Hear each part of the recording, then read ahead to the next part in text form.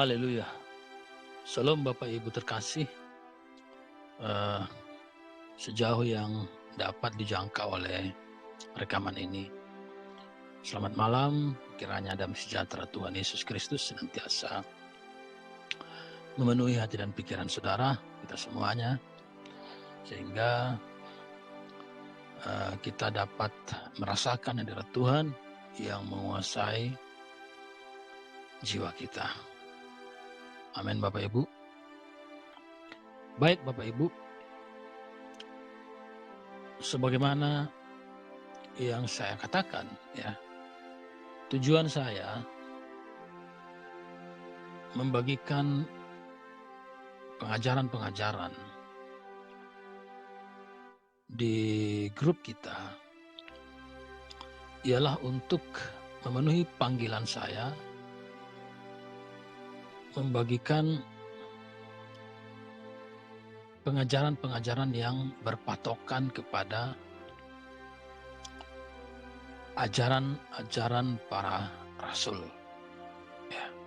Beberapa tahun yang lalu ini sebetulnya sudah berkali-kali saya ceritakan, ya.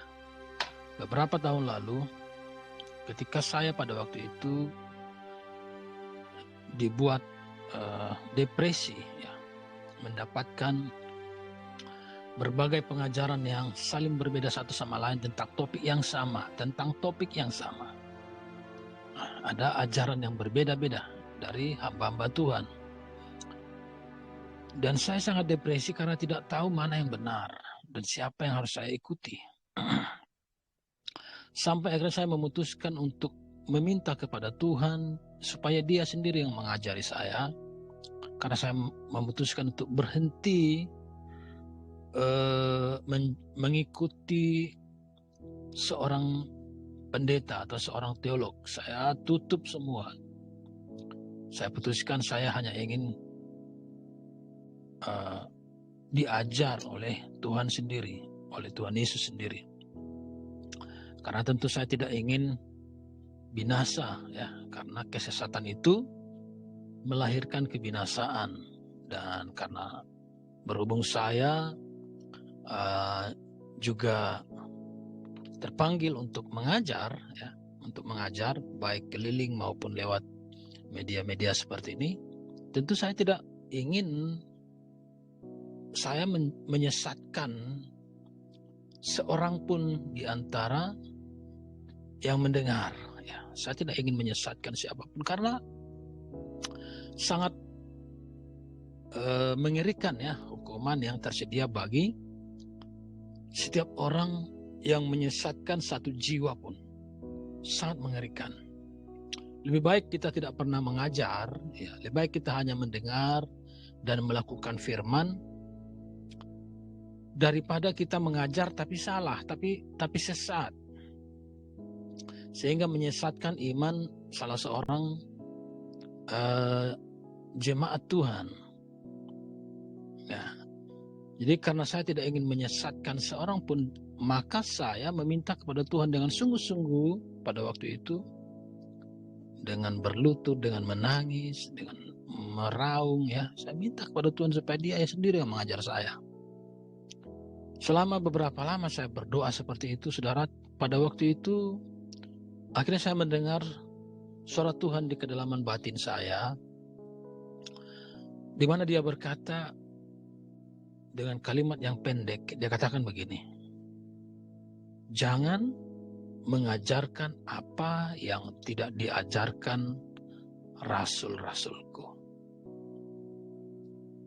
Jangan mengajarkan apa yang tidak diajarkan oleh para rasulku. Itu yang kedengaran di kedalaman batin saya. Dan saya sangat bersuka cita karena pada saat itu seketika pemahaman saya dibukakan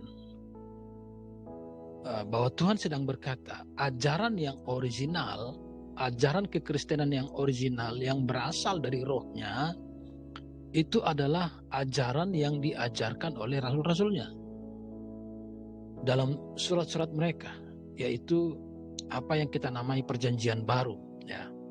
Ini yang ajaran kekristenan yang original. Kalau kita mengikut kepada ajaran-ajaran ini, ya, kita tidak dapat lagi disesatkan, tidak mungkin tersesat. Karena kalau kita mengikuti ajaran para rasul dan kita tersesat, berarti semua kekristenan itu sesat. Jadi dengan berpatokan kepada ajaran para rasul saja, itu menjamin kita, Bapak Ibu, ya, menjamin saudara tidak tersesat, ya, tidak tersesat, tidak ada potensi tersesat kalau kita berpatokan kepada ajaran para rasul. Sebaliknya kalau Bapak Ibu, ya, memegang satu ajaran, ya, dari seseorang, mengimaninya, mengaminkannya tanpa saudara ketahui, atau saudara mungkin pernah membaca, ya, dalam surat-surat para rasul tertentu bahwa ajaran itu berbeda, ya, dengan yang diajarkan para rasul, tapi saudara memegang ajaran orang tadi dan mengabaikan firman Tuhan yang dituliskan oleh para rasul, maka saudara sedang mengikuti ajaran yang menyimpang, ajaran yang sesat. Oleh karena itu hati-hati Bapak Ibu, ya, hati-hati jangan sampai tersesat, karena kesesatan mendatangkan kebinasaan. Jadi kita sekarang di akhir zaman ini bukan hanya berhadapan dengan kekuasaan antikristus, tetapi kita juga harus tetap, ya, waspada, jangan sampai kita sendiri tersesat oleh ajaran seseorang. Ya, kita tetap jatuh, tetap binasa pada akhirnya, ditolak pada akhirnya. Oleh karena itu Bapak Ibu, saya sangat meminta supaya semua kita berpatokan kembali kepada ajaran-ajaran para rasul Kristus, ya. Mereka telah dipilih oleh Allah untuk menuliskan perjanjian barunya, ya. Kita mari di akhir zaman ini hanya berpatok kepada ajaran-ajaran yang rasuli saja. Dan saya itulah keterpanggilan saya Bapak Ibu, ya. Keterpanggilan saya untuk membagikan ajaran-ajaran yang berpatokan kepada ajaran para rasul tersebut. Oleh karena itu kemarin saya sudah tinggalkan pesan di grup kita, di grup Kristen Rasuli. Kalau ada saudara yang ingin menanyakan sesuatu tentang pengajaran firman Tuhan, untuk kita telaah, ya, dengan berpatok kepada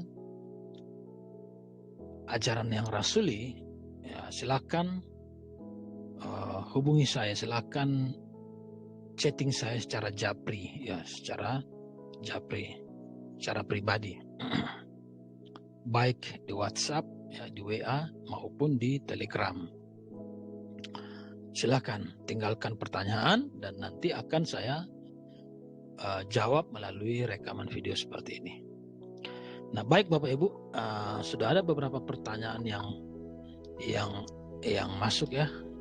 Ada pertanyaan yang baru, ya. Tapi ada juga pertanyaan yang dari teman-teman, pertanyaan sudah cukup lama, tapi karena sangat faktual atau kontekstual, ya, topik yang mereka tanyakan itu sangat baik untuk diketahui oleh orang banyak juga.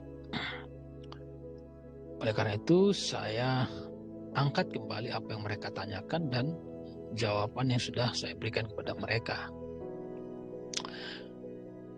Nah, saudaraku, yang pertama, pertanyaan pertama,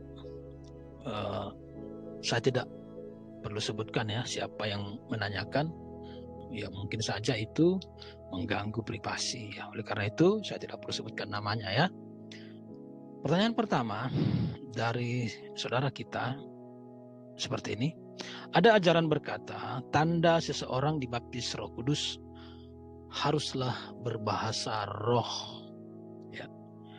Tanda seseorang dibaptis Roh Kudus, tanda seseorang telah menerima Roh Kudus, dia haruslah sudah bisa berbahasa roh. Ya, apakah benar demikian? Ya, demikian pertanyaannya.